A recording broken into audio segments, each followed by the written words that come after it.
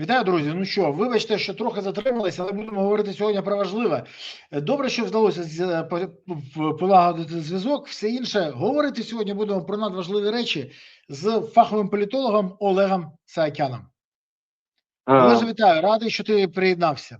Дякую тобі. Так, Бориславе, аудиторія не знає, але в нас були зараз просто шалені якісь проблеми зі зв'язком. Ба більше, я зараз сиджу в приміщенні 1,3 в повній спеції, тому сподіваюся, що ми сьогодні зробимо достатньо короткий, але дуже стислий стрім, і перепрошую за те, що така затримка відбулася. Понеслись. Сьогодні в Києві зі зв'язком проблеми. Це правда.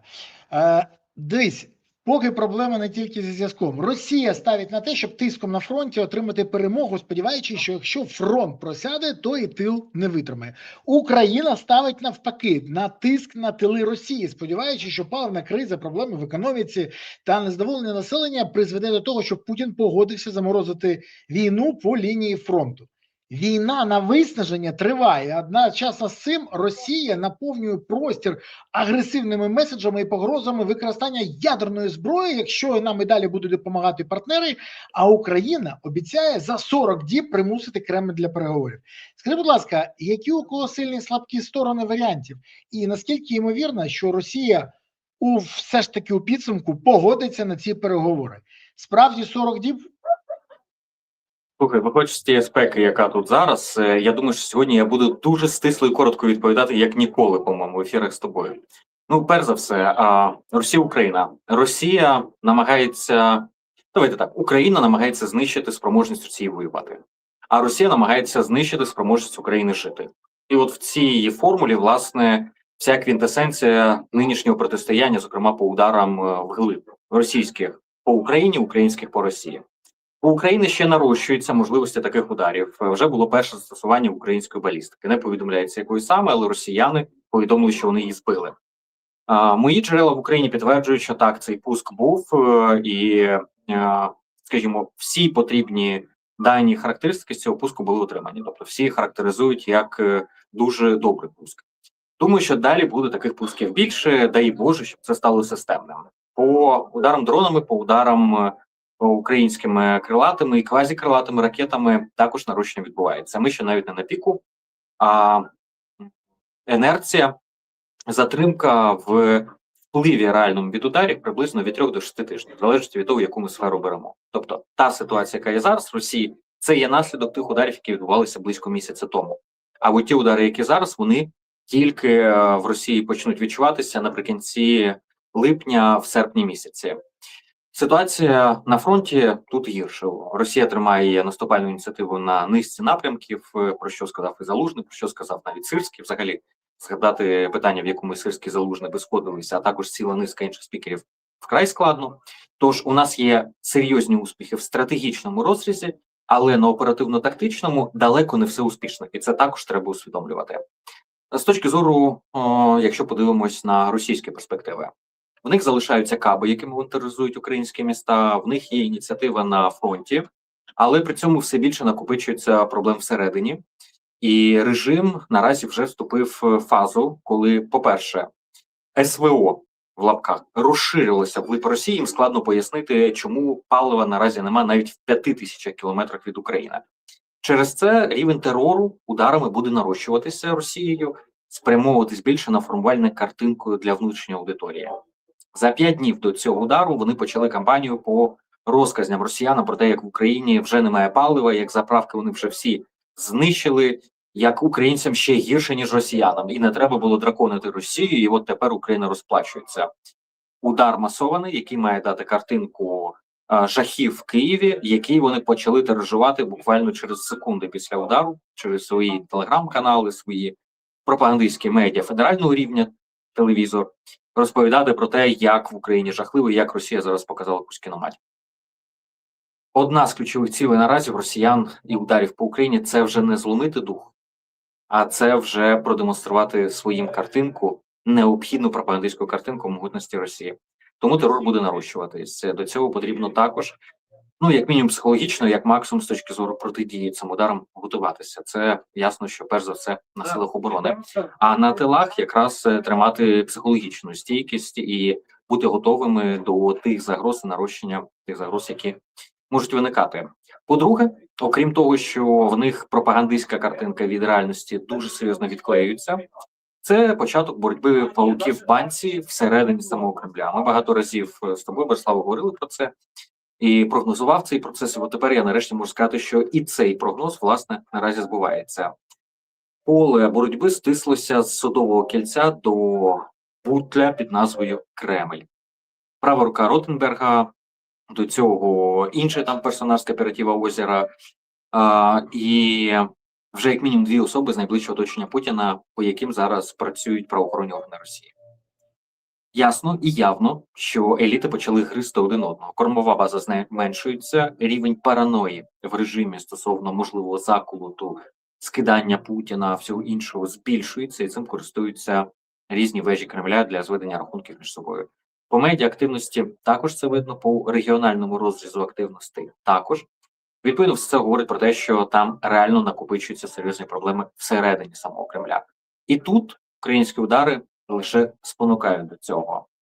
Нафта, Росія не змогла скористатися, індійська нафта зараз також не змінить особливо ситуації, тому що куди вони тільки там на Далекому Сході будуть її постачати, а як звідти в європейську частину відвести. Тож тут виникає ціла низка проблем в них. Я не вірю в плани в 40 днів змусити Росію до переговорів. Я думаю, що все-таки це пропагандистський інформаційно-психологічний продукт український. Зеленському було важливо заявити, що ми будемо бити по Росії. Я, до речі, наприклад, абсолютно не радий і не підтримую ідею Зеленського, що ми у відповідь будемо бити росіянам, не тому, що ми не будемо. Будемо. Але сама позиція і наратив, як на мене, є достатньо слабким. Недостатньо, а реально дуже слабким. Чому? Ми не маємо права підкорювати свої кроки російським діям. Неважливо, що вони знищили. Нас якоїсь сили удар вони нанесли. Навіть якщо нам дуже боляче, навіть якщо нам дуже хочеться помститися, ми точно не маємо це принаймні позиціонувати так не назовні, ні всередину. Як на мене, куди значно краща відповідь, це якщо президент України буде відповідати, що цей удар росіян – демонстрація агонії режиму, демонстрація того, що ми робимо все вірно, наші плани узгоджені, цілі заздалегідь визначені. І зараз було найкраще підтвердження, що росіяни реально бояться, а що ми робимо свою роботу правильним чином. Тож вони не змінять наших планів, і ми методично продовжимо робити свою роботу. Росіяни поплатяться. І таким чином ми не реагуємо, таким чином ми контролюємо порядок денний, а це удар росіян, реакція на нас. І це, до речі, правда. Просто один з аспектів цієї правди, яку варто було б комунікувати. І з іншого боку, по росіянам. Я не думаю, що в них є якийсь реальний зараз спосіб переломити ситуацію. Вони шукають антидот від українських ударів середнього радіусу дії. Вони намагаються пропагандистськи реагувати на нову реальність. Вони запускають дипломатичний антикриз у вигляді заяв Лаврова, Піскова і всіх інших. Навіть Китай активізується, бо розуміє, що ситуація переламується. І після Перської затоки Китай, сидячи на своєму пагорбі, чекаючи, поки трупи ворогів пропливуть повз, Китай було буквально змито звідтиля хвилею разом до всіх нас у воду, в ріку. І зараз Китай барахтається разом з нами, і йому приходиться рухатись для того, щоб не потонути. Тож ми побачимо більшу активність Китаю, який не факт, що буде рятувати Путіна, але буде рятувати Росію. І от там, де він не рятуватиме Путіна, це поле нашої взаємодії з Китаєм і навіть співпадіння інтересів. Але там, де він буде рятувати Росію, це те, що для нас може нести загрози. І з цим потрібно рахуватися. Погоджуюсь з тобою і хочу зараз звернутися до наших глядачів. Друзі, додайте трохи активності, поставте в ту вподобайку, підпишіться, прокоментуйте, поширте відео. Зараз, ми подолали все і зайшли в ефір. Допомагайте нам, будь ласка. Тому зараз з вас вподобайки, при тому і мені на канал, і заходите потім в опис цього відео, тицяєте на посилання на канал Олега Саакяна, поки інші щось там пишуть, він відповідає. Тому, будь ласка, не забувайте це робити. А зараз додайте сюди. І напишіть в коментарях, звідки ви дивитесь цей ефір, куди закинула вас доля, де ви чекаєте або наближаєте перемогу. Я бачу вже вітання з...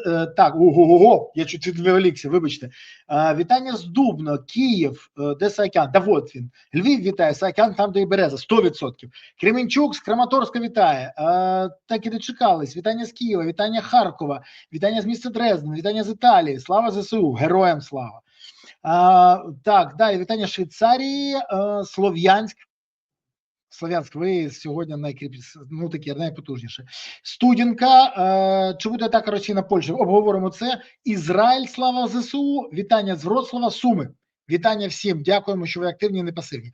Олежа, Росія в односторонньому порядку тимчасово призупинила рух через низку залізничних пунктів пропуску на своїх західних кордонах з Фінляндією, Естонією і Латвією. Одночасно сьогодні повідомили, що перекривають проходи з Китаєм. Це взагалі на голову налазить, але обмеження набули чинності 1 липня. Експерти кажуть, що одна з причин намагання обмежити виїзд з Росії військовозобов'язаних у разі початку мобілізації зразу після виборів, які відбудуться 20 вересня.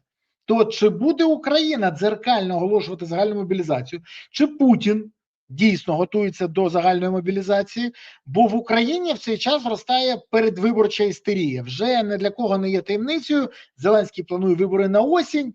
Навіть сьогодні ти бачив по всіх телеграм-каналах, які близькі до Банкової або до їх сателітів, пройшла теза. Осінню можуть бути вибори одночасно з Росією. Одночасно пройшли ці тези по всіх каналах.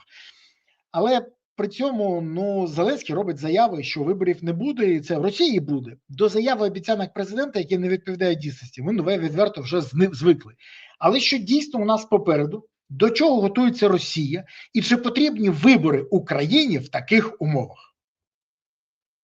Дуже телеграфно. Перше, вибори провести неможливо наразі в таких термінах ні інституційно, ні правово, ні ресурсно. Давайте по одному з прикладів, які я вже наводив. Інституційно ми не знаємо, це вибори чергові чи позачергові. Як мінімум Конституційний суд має дати відповідь. Організаційно ми не знаємо, як проводити ці вибори в громадах, які знищені, напівзнищені, в громадах, де дільниці були знищені, ідентифікувати нові тощо. Це шалена робота. Ресурсно гроші знайдуться, але де знайти людей, які будуть приймати участь в виборчому процесі, членів ТВК, ОВК і інших виборчих комісій на різних рівнях. Їх просто нема, банально нема навчених. Я не кажу вже про низку інших аспектів, хоча б ці вже говорять про те, що провести вибори нормально неможливо. Тому будь-яка історія про вибори вже скоро – це є абсолютною дурнею. Другий момент – намагання запустити тези про вибори, електоральну логіку мислення – це самозбуване пророцтво, яке починає тоді запускати всіх інших гравців також готуватися до виборів, рухатися, і таким чином пріоритети оборони відходять на другий план. Почнуть сваритися військовослужбовці між собою, просто громадяни між собою, політики між собою, і владі буде взагалі не до питань оборони. Тож це є деструктивним з усіх точок зору. Тому вибори в демократіях під час війни не проводяться. Звісно, якщо вони Сполучені Штати 200 років тому під час громадянської війни. Давайте цей приклад, який любить Трамп, ми ж з вами серйозні люди, одразу відкинемо як абсолютну дурню. Далі, говорячи про ситуацію з виборами ширше, скажімо, я думаю, що на сьогоднішній день взагалі говорити про проведення виборів разом з Росією є вкрай наївним і вважаю деструктивним взагалі ставлення поруч з цього, бо в такому випадку питання: а ви вважаєте, що в Росії вибори? Ні. А якщо будуть відбуватися вибори в Україні, імітація виборів в Росії в один день, то ми таким чином ще й легітимізуємо їх вибори. Абсолютна дурня. Подібне робити категорично не можна. Тож, вся ця виборна істерія, як на мене, абсолютно від лукавого. І те, що не сподобається зараз абсолютно всім, народ, ми ще не знаємо, як закінчиться ця війна, в якій модальності. Ми розуміємо, що ми всі сподіваємося і докладаємо зусиль, щоб вона закінчилася українською перемогою. Але і ця перемога може відбутися в різних сценаріях, а може ще бути сценарій неперемоги. Не поразка, але не перемоги. І це буде формувати порядок денний, на який прийдеться реагувати. Ми не знаємо, який буде список бюлетенів. Ми не розуміємо, з якими рейтингами ті чи інші кандидати підійдуть. І ми розуміємо, що нинішня підтримка влади точно не буде тією електоральною підтримкою, яка в неї буде на перших виборах після війни. Тому що одна справа єднання навколо прапору і рейтинг верховного командуючого, а інша справа – це рейтинг кандидата в президенти, наприклад, або голови партії. І так само по військових, так само по всіх образах змішається все, коні люди. Тому, якщо хтось сподівається, що сьогоднішні електоральні розрахунки – це те, що буде в результаті виборів, перепрошую, жніть в шию своїх політтехнологів і своїх соціологів. Це абсолютна дурня. Вам, як мінімум, напарюють абсолютну брехню, щоб розвести вас на гроші. Як максимум, Не заважай розводити лохів. Не роззаважай. Люди заробляють гроші. Да, ти їм заважаєш. Я тільки що зламав схему і на одну родину залишив без заробітку. Так? Ні, не почують, направду. З мого особистого досвіду, Борислав, вибач, не почують. Скільки не кажи, якщо вірять і хочуть вірити в це, будуть вуха дути їм те, що хочуть чути, і за то будуть платити, і це будуть чути. І Саакян тут, на жаль, нічого не зламає по-серйозному. Хоча, якщо хоч до когось я дотягнусь з цим, ну, буду вважати, що не дарма цей ефір пройшов. Ми дуже часто з тобою сперечаємося, але тут співпадаємо на 100%. Більше того, я кажу, якщо одночасно проводити вибори, то це фактично ми визнаємо ті вибори, які пройдуть на окупованих територіях, а там створено 11 одномандатних округів в Держдуру. І це говорить, що там хочуть обрати 11 держдураків, тож держдурнів. Але давай відверто.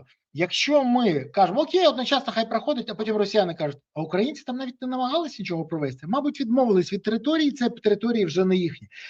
І це лежить на поверхні. Але почекай, це ж не все ще.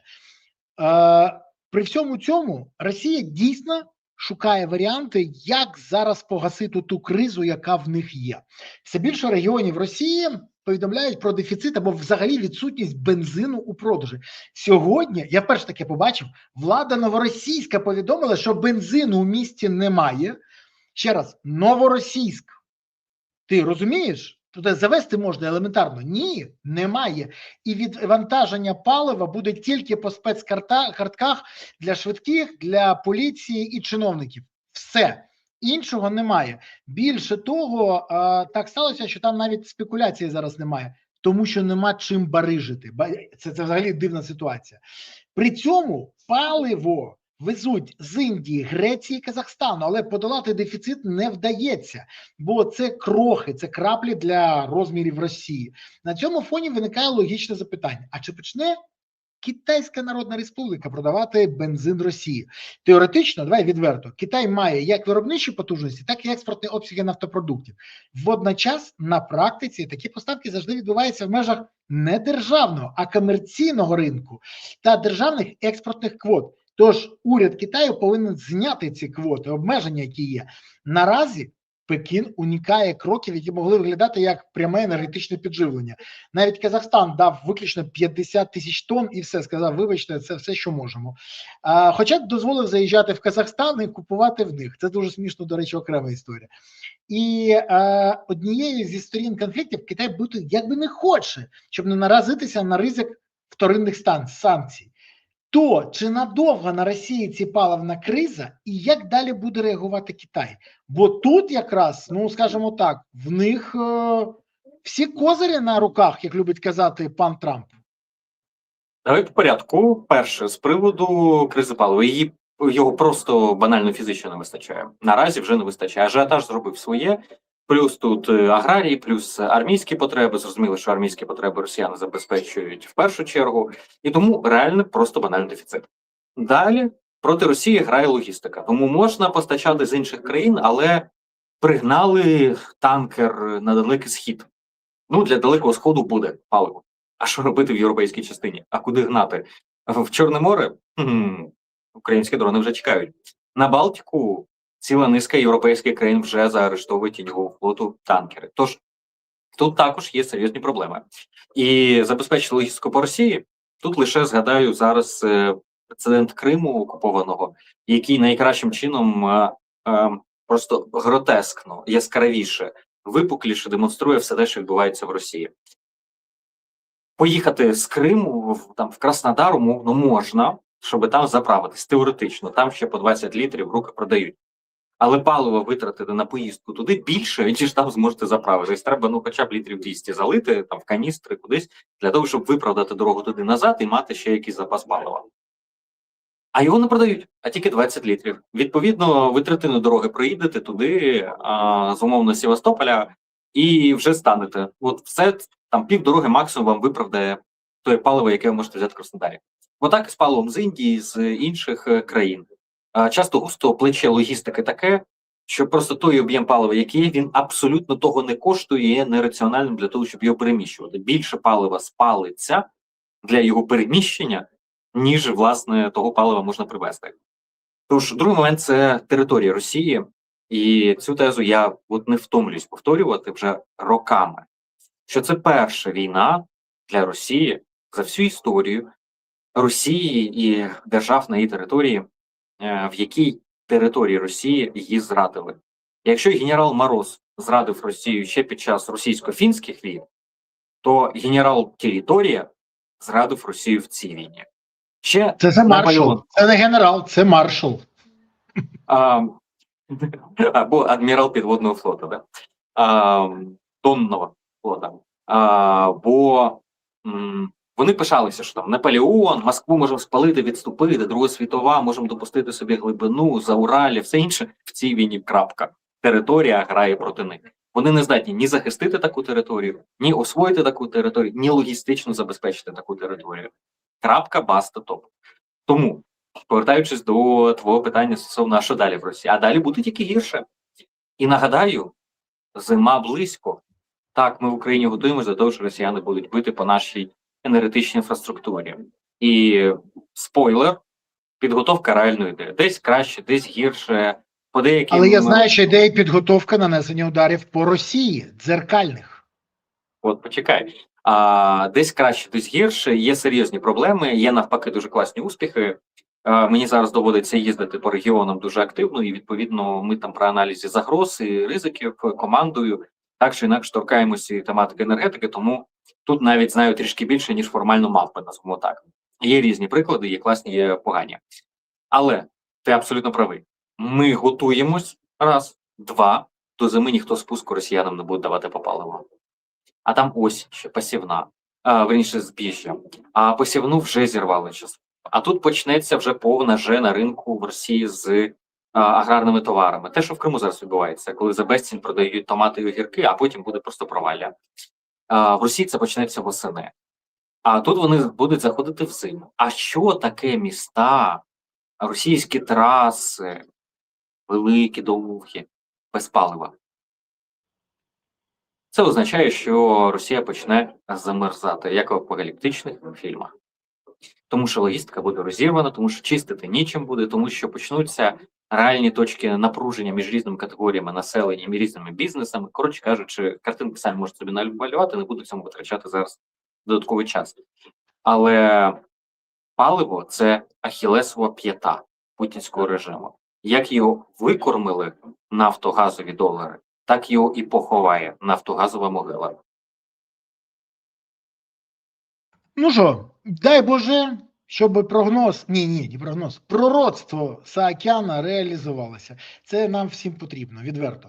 Дивись, але от тема, яка, дійсно мене збентежила. Чому поясню? Якщо б це заявили поляки або наші, це була б окрема історія. Росія нападає на Польщу вже найближчими місяцями. Росіяни готують провокацію проти ЄС. Попередила Варшава, розвідка США. До речі, європейські розвідки це підтверджують. Серед варіантів удар БПЛА по об'єктах критичної інфраструктури. Більше того, це можуть бути не російські БПЛА, це окрема важлива історія, по електростанціях або імітація авіаударів для активації ППО і фактично провокації під чужим прапором. Скажи мені, будь ласка, невже там всі поплавались настільки, і чи піде на це Росія після озвучення того, що це може бути, і які наслідки для всіх можуть бути реалізації такого сценарію? На жаль, але ймовірність подібного існує. Я, правда, не думаю, що це буде прям Польща. Я думаю, що Польща зараз алярмізмом страждає. Фінляндія, країни Балтії? Я думаю, Балтія. Я думаю, не Фінляндія. Фінляндія не по зубам. Вони вже один раз по пиці конкретно отримали там.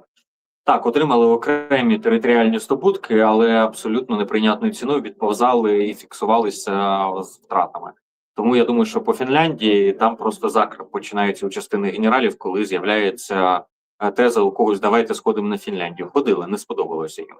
А от по Балтії для них це ледь не карикатурна війна, тому що що там тієї Балтії, просто на мапу плюнув і не видно вже їх. Тому зрозуміло, що тут одним танком на одному заправленому баці можна туди і ще й назад повернутися, ще й покорити в дорозі. Тож оці всі їх зневажливі тези і ставлення до Балтійських країн, вони можуть грати тут злий жарт, ментальну пастку. Того, що наважитись по Балтиці йти на провокації, може бути психологічно легше. По Польщі не так легко. По Польщі, звісно, це тоді Білорусь треба включати. Білорусь Китай, скоріше за все, не дасть, особливо по Польщі. У Польщі, у Китаї стільки інтересів, що складно зараз перелічити. Подивіться на міграційну кризу, коли закидали мігрантами кордон польський, як вона вирішилася? Куди поїхав Ваньї, куди поїхав інший спецпредставник китайський, в якій столиці, і як швидко все згорнулося після того, як Китай включився в тему. Тому що китайському бізнесу в Польщі трішечки перекрутили можливості. І одразу Китай різко помітив міграційну кризу, а в Білорусі впродовж декількох днів якось її вирішили. Тому я думаю, що це алярмізм, це намагання розповідати, що зараз от Польща – це східний фланг Європи, що вони захищають, що взагалі в них така роль, тому вони не можуть Україні таки нічого давати, тому що самим треба. Я, звісно, зараз утрую, але вони розігрують цю тему про себе як про східний фланг НАТО. І розігрують її, перш за все, перед Сполученими Штатами. А в Штатах це може бути за певних модальностей вигідна тема під вибори. Тому я тут більше маніпуляцій бачу. Але повертаючись на початок, треба бути готовими до провокацій, вони можуть відбуватися на Балтиці, не обов'язково з приводу Польщі, хоча і з приводу неї, але перш за все з приводу Балтійських країн. Я думаю, що для путінського режиму цілком природнім є, забуксувавши в Україні, не маючи змоги перегорнути шахову дошку, як вони люблять, тоді Путін зазвичай робить що? Ставить поруч іншу шахову дошку. Сирію, Лівію тощо. В цьому випадку Європу відкрити другу шахову дошку з НАТО провокаціями, не масованою атакою з окупаціями всім іншим, а саме провокаціями, підваженням самого НАТО, особливо під вибор в Сполучених Штатах. Це може бути вигідно. Ми про це з тобою раніше говорили, тому тут не буду повторюватися, але такий сценарій потрібно розглядати дуже серйозно. При всьому цьому хочу сказати, що дякую нашим глядачам за активність. Бачу, підписуєтесь, бачу, ставите вподобайки. Я бачу і дякую, хочу сказати всім активним, щиро дякую. До речі, нас вже дивиться ще, окрім тих, кого я прочитав, Львів, Італія Анкона, Нікополь, Кухня. Це, до речі, стратегічне місце, це важливе місце. Вітання зі Словаччини, Одеса, Чорноморськ, Латвія, Київ. Слава ЗСУ, цим я погоджуюсь 100%. Харків. Так, вітання з Борисполю, з Бону вітання. Так, таке теж. Стамбул вітає. Ну що, дякую за те. Додайте трохи вподобайок, додайте трохи коментарів, звідки дивитесь і вітання з гардеробу. Да. Це, до речі, перший такий ефір з гардеробу. Ну, непогано, хоч не виганяють звідки. Скажіть, будь ласка, Зеленський повідомив журналістам вчора на місці російського удару з Дарницького району Києва, що все ще сподівається на візит спецпредставників США до України. Повідомив, що протягом останніх 2 днів відбулись переговори між головою РНБО Рустемом Умєровим та зятям президента США Дональдом Трампом, Джаредом Кушнером. То чи відбудеться цей візит найближчим часом і що від цього зміниться для України та Зеленського? Чесно, я би зараз мог би сказати, там, ймовірність низька, але може відбутися і так далі. Але мені настільки байдуже на цей візит, от абсолютно. Навіщо Зеленський постійно це педалює? Можеш мені пояснити? Дивись, я тобі поясню, чому я запитую. Мені стало цікаво, я запитав добрих язиків на Вашингтонщині, а вони кажуть, так Рубіо ж все сказав. Коли буде або компроміс, або прорив, або якісь рішення, вони прилетять. Без цього прильоту не буде. То в мене запитання, а навіщо Зеленський постійно в це грається? Ну, що це? Примітивний піар, який розрахований на довірливих виборців? Чи що? Показати, що от ми все ведемо, ми контролюємо всі процеси. Фактично ж немає цього зараз. Ні, я направду думаю, що це взагалі не про внутрішню аудиторію. Я думаю, що тут гра в Трампа, в те, що ми завжди за мир, ми чекаємо, ми от прям стоїмо, спимо, лежимо, куримо на ганку, весь час чекаємо, коли великий і чудовий гість приїде, спати не можемо, пити не можемо, їсти не можемо, весь час чекаємо. Я думаю, що це вичерпно про цю тему. І тому внутрішньо вона виглядає дещо карикатурно. Але в будь-який момент в комунікації з командою Трампа можна сказати, та ми з дитинства за те, щоб приїхав хтось. Та ми ж все вже робимо для миру. Ми ж перші, хто хочемо зупинки війни. Це виключно інформаційно-психологічна історія. Ну, роблять як можуть, не стріляйте в піаніста, він грає як вміє, але причина цього і мотив, от тут мені абсолютно, ну, верніше, от тут я можу зрозуміти, яка логіка, скоріше за все, цим стоїть. Звісно, хотілося бачити стратегічнішу гру, ну, але і критикувати за таку позицію, я думаю, що Зеленському, до речі, вона не сильно є приємно повторювати це, і навіть дещо принизлива, але те, що він це робить, ну, честь хвала певною мірою. Тому що, в принципі, у Зеленського багато було випадків, коли він психував, і коли він діяв не так, як мав би діяти президент, а діяв так, як мав би діяти Володимир Зеленський. Але в певних ситуаціях все ж таки є моменти, де і Зеленський діє суголосно тому, як наступивши власні пісці на горло, але тим не менш потрібно відпрацювати. Я думаю, це один з таких випадків. При тому, що це ситуація класична з Аліси в країні див. Треба швидко бігти, щоб стояти на місці. Тобто це не призведе до позитивного результату, але це необхідно для того, щоб не допустити негативного. Скажи мені, будь ласка, я думаю, ти бачив не гірше за мене. Старий пропагандон Кремля Сергій Кирганян дав інтерв'ю. Дав він його Діані Панченко, і це дуже показова історія. Показати, що, бачите, манкурти у нас нормально живуть. Це було одним, а для Європи там був головний меседж. І він, до речі, це визнав, що, на жаль, допомагає Захід Україні, ми тому не можемо здолати. Але далі він сказав, що у нас є своя дробина ескалації, і якщо Захід і далі буде це робити, як зараз, то рано чи пізно ми використаємо ядерну зброю. І недаремно ми передали ядерну зброю в Білорусь. Я здивувався, подивився. Ну, гаразд, наратив, який лохам зайде. Але ж відверто він намагається лякати, не він, Кремль намагається лякати, тому що Кирганян, він же постійно з'являється в західних ЗМІ. Ти це бачив неодноразово. Він постійно на CNN, я його бачив, на Fox News, на інших каналах. Він з'являється. І він доволі, я ще пам'ятаю його за часів Горбачова, коли він був демократом, лібералом, взагалі проєвропейським, прозахідним. Що з людиною Росія робить, це страшне. Так от, скажи мені, будь ласка, я говорив з декількома експертами, вони кажуть, це показує дві речі. Росія визнала вперше, що вона не може здолати Україну, тому що є допомога Заходу, і колективні сили не можуть, ну, верніше, подолати ці колективні сили вони не можуть. А друге, що Росія почала шукати гібридні рішення своєї проблеми. Ми знаємо, коли у росіян проблеми, вони закидають дві тези. Перше, Білорусь почне воювати, ми достаємо ядрену дубінку. Що зараз відбувається? На тлі чого? Невже паливна криза так вплинула? Бо на фронті в них, ну, відверто, не все так погано. Не все добре, як вони хочуть, але, на жаль, не все так погано, як нам треба. Але Росія більшу частину своїх війн програвала в тилах, а не на фронті, до речі. М'ясо в них ще залишалося гарматного, але сипалися тили. І я чомусь думаю, що якщо так траплялося майже всі російські війни, то і цього разу саме там і буде проблема. З приводу цього персонажа. Знаєш, мені згадалася фраза, яку колись почув від свого грецького колеги при дискусії з правих лівих, то що він сказав, знаєш, в Греції поганий той націоналіст, який в молодіжні роки не був комуністом. То, перефразовуючи це на Росію, поганий той російський фашист, який не був в молодості демократом. По-моєму, вони всі пройшли цю школу демократії і соціального лібералізму для того, щоб зрештою приземлитися і устаканитися в класичному російському фашизмі. Бо саме звідтиля їх заміс, їх тісто, з якого вони зліплені. З приводу цих заяв. Чесно, є лейна вуха. Бо я розумію, що за цим стоїть. За цим стоїть порожнеча і велика форма у вигляді сердечка, тільки перегорнутого, куди вони рухаються.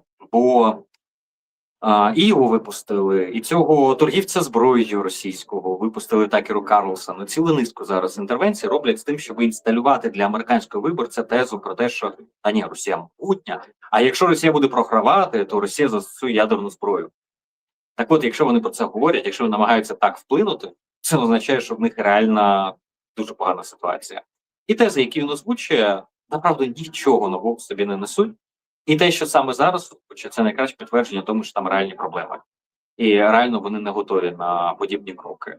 А застосування ядерної зброї росіянами, по-перше, воно не вирішує нічого в російсько-українській війні, від слова зовсім ніякого там кількісне знищення української армії, зломлення духу спротиву, зайняття якихось там, не знаю, рубежів і так далі.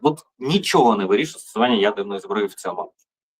Але при цьому знищує будь-які російські амбіції, будь-які російські можливості. Китай категорично проти, ядерні держави всі разом весь клуб категорично проти. Росія єдине, в чому є реальна червона лінія у світу і в Європи, це стосування ядерної зброї. До цього Росії можуть щось там йорзать, пробачати, думати, сподіватися. Стосування ядерної зброї росіяни чудово розуміють, що це є абсолютно недопустимою червоною лінією, після якої путінський режим і Росію просто кончать. І крапка. І це було донесено Росії багато разів, конкретно розмальовано в фарбах. І російські аналітики, навіть Карагановий і всі інші, чудово розуміють це. А чому він виходить і каже про ескалаційну драбину? У нас там розраховували деякі неправі, а визнає навіть це. Він намагається виглядати адекватним і говорити західно-аналітичною мовою. Бо ескалаційна драбина в Росії цього не зрозуміє 99,8% тих, хто це послухає. Як, власне, і в багатьох інших країнах, тому що для пересічної людини, що таке ескалаційна драбина? Щось таке метафоричне. А він там чітко апелює до конкретної американської методології аналізу конфліктів. І він більше того, він чітко каже про ті речі, які зрозуміли настільки вузькому колу людей, що ми розуміємо, що це адресується саме Заходу. І більше того, він каже, так, використання ядерної зброї – це гріх, але не використання, і далі фраза, поразка Росії – це смертний гріх. Він показує, що вони перед вибором. Але єдине, що він забуває, що коли він і його родина перетвориться на ядерний попіл, то це буде байдуже величезній кількості людей.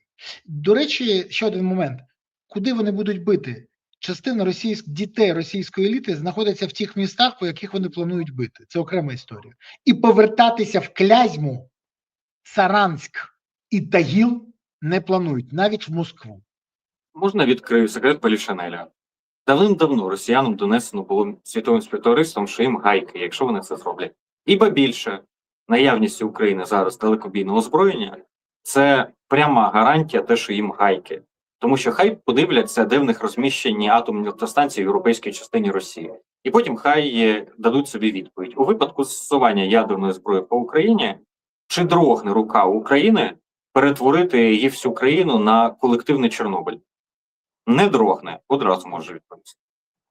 Ми ж знаємо, де знаходиться ядерна зброя Росії, де знаходяться залишки ядерних відходів. Ми багато чого знаємо. Тож це якраз, і щоб це запалало, вибухнути це не зможе. А от палати так, щоб це палало для всієї Росії, може. Тому не треба все ж таки чіпати того сплячого собаку, бо вкусить, боляче буде. Дивись, але сьогодні відбулася подія в нашому внутрішній історії. Сьогодні Коля Мідбол Тищенко отримав рішення суду про або арешт, або застава в 10 мільйонів гривень. І найцікавіше відбулося поза судовим засіданням. Я хочу спочатку це показати, а потім ми обговоримо.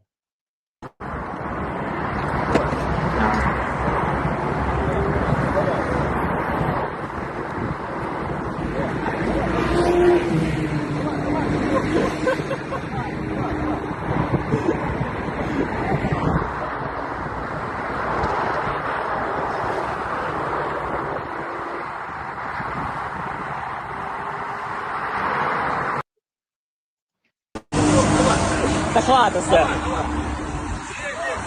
В попадаешь. Ты знаешь, чем закончится?